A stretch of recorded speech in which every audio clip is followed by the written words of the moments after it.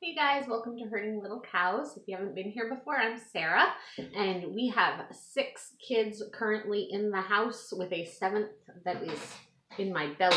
Will be in the house in just a few weeks here. So we're doing some videos on how we homeschool. Our youngest is 2, so he's not homeschooling. We just try to give him activities to keep busy while we're doing school, usually activities that are related to the things we're doing. We have another video that I did about our 4-year-old and our 7-year-old and the schooling that we do with them. So today's video is about Samuel, our 9-year-old son.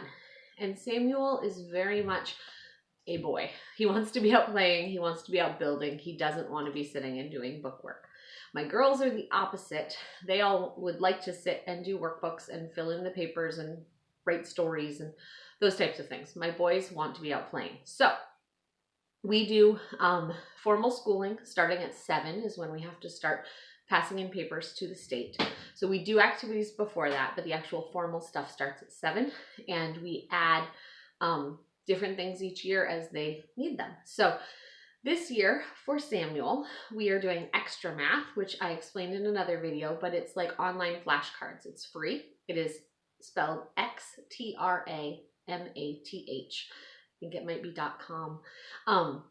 We've used it with all of our kids. You can set it to whichever type of math you're doing, addition, subtraction, multiplication, or division. And you can decide how long they have to answer each question. It goes anywhere from 6 seconds to answer a question to, I think, 1.5 seconds to answer a question. So each of our children do it at their grade level. Virginia, who is our oldest at 16, she has passed at the fastest level, so she no longer does that on a daily basis. But everybody else, the 7-year-old on up, do extra math, and it keeps track of how much they've learned, and it gives them new problems to practice and test their progress every day. So that takes about 10 minutes. It's supposed to be short and sweet and helping them just remember those math facts.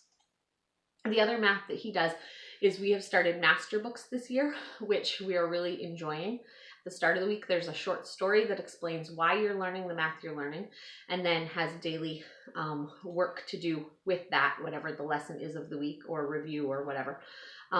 Very short lessons, but my kids are really understanding why to do math. Samuel, if he was in school, would technically be in 3rd or 4th grade. You know how grades work. He is technically doing the 2nd grade math book this year, but we're doing more than 1 day's work a day. Master Books covers it in a different order, just covers math in a different order than the other books that we've done. So we got the 2nd grade math book for him, and he's working his way through it. But he usually does 2, 3, or 4 days worth of work every single math day, every day we do school. So he'll be through that book very quickly, and we'll move on to the 3rd book and the 4th book. He knows how to do a lot of the things very easily, but it's good review and a good way to help him feel accomplished, so he doesn't feel as frustrated when we get to the new subjects he hasn't learned yet. With him, we also do Memverse, which is MEMVERSE. It's a program on the computer. You can set which memory verses you want your kids to learn, and it daily tests them on those in a rotating pattern until they have them memorized. If they miss, they decide how well they think they've done on a scale of 1 to 5 on how well they remembered the verse, and then it'll bring it up the next day if they didn't do well on it, maybe 2 days later, 3 days later. It has a whole algorithm. You can look at how the site works, but we use that as typing practice for our kids. Well, we use it for memory, which we also practice outside of the members. I put on the verses that I want them to keep practicing. We use it for typing practice because they have to type out the words into the program. And we also use it for spelling. My kids are fairly good at spelling. Other years we have used spelling practice, but the students I have right now are all fairly good at spelling, and so we use it. You have to spell the word right to be able to have credit for it, so we use it as spelling practice too.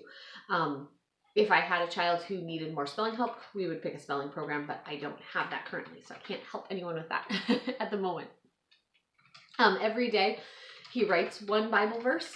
for handwriting practice, and that is what we're going through his catechism verses, or other verses we've memorized. Again, same verses we're using on Memverse, but he handwrites them out. And so he uses, he has essential tremors. So he does not have the neatest handwriting, but it is getting better. And for right now, he uses the wide spaced paper that has the line in the middle, just to be able to form the letters correctly. Because of the essential tremors, he can't write really small right now. So we are doing it, and his handwriting is getting better, and that's what's working. We also practice cursive probably a couple times a week. Just mommy writes it, shows him how to write it, and then he does some practice of that, just a letter or word at a time. So we also do, sorry, I'm trying to look at my list. We also use Answers in Genesis for kids. They're short books that have a question with a paragraph or two answer. When were dinosaurs created? How did Noah fit all the animals on the ark? And it gives you an explanation using Bible verses. It is from Answers in Genesis. And he's really enjoying that. He does 2 questions every day, and we watch a lot of creation documentaries. So a lot of the things are things he's already learned, but it's just good review for him, good practice in reading. And he just does those on his own. He's the type of kid that wants to tell us everything he's learned. So I don't have a special review time with him for that, because most days I hear what he's learning anyway. He does a read aloud with mommy, and I'm going to put a link to the series. It's an American history series that's written from a Christian point of view, and it follows the lives of 2 kids, and it changes as you go up through the years. But there's always 2 kids in the book that you're following, and it teaches different events in American history. So you go through the Revolutionary War with the kids, you go through a flood in Cincinnati, different things that actually did impact the United States, but it's told from a Christian perspective. And why does God allow bad things to happen to good people? We're all sinners, we live in a sin-cursed world, but it explains why certain things happen and why people thought certain ways. And it does get into really heavy topics like slavery.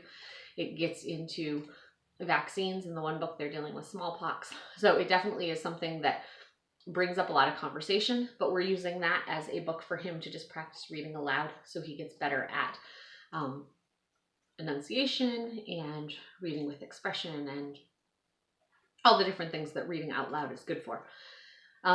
Samuel's also involved in our Bible study every morning, where he reads a few verses from the Bible as we're going through our Bible study. And as I said in another video, I'm planning on doing some more group subjects once this baby comes and we start into the winter where we're stuck in the house a lot in Maine.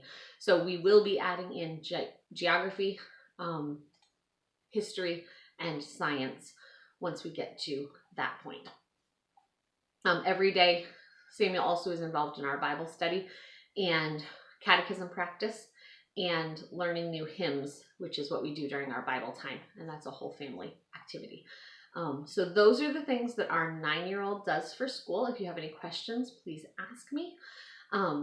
He does a lot of his school on his own. I send him off with his math book and he comes and asks me questions.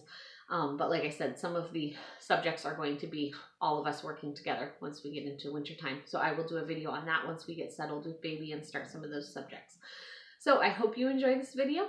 If you like our channel, please subscribe or go to the blog, and we will talk to you later. Thanks.